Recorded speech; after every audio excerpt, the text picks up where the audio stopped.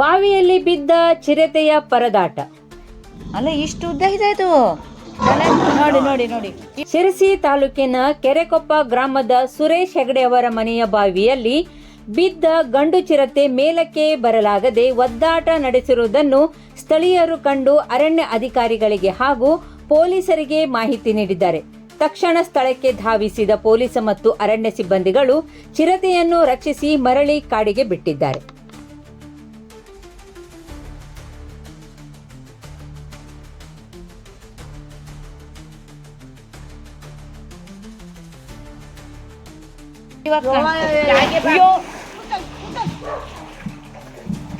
ಬಾವಿ ಹೆಂಗ್ ಬಿಡ್ಕತ್ರಿ ಅವರು ನಿದ್ಲಲ್ಲ ಬಿಡ್ತು. ಈಗ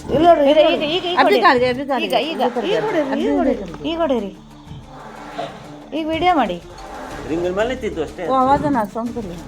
ಈ ಕಡೆ ಬರ್ರಿ, ಈ ಕಡೆ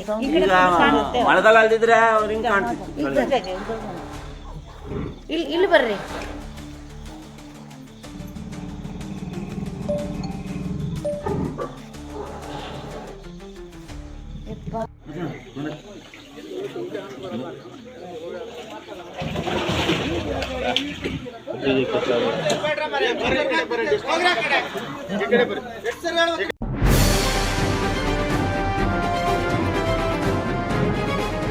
ಇದು ಖಾಲಿ ಡಿಜಿಟಲ್ ವಾಹಿನಿ, ಸತ್ಯ ಮತ್ತು ಸ್ಪಷ್ಟ ಸುದ್ದಿ.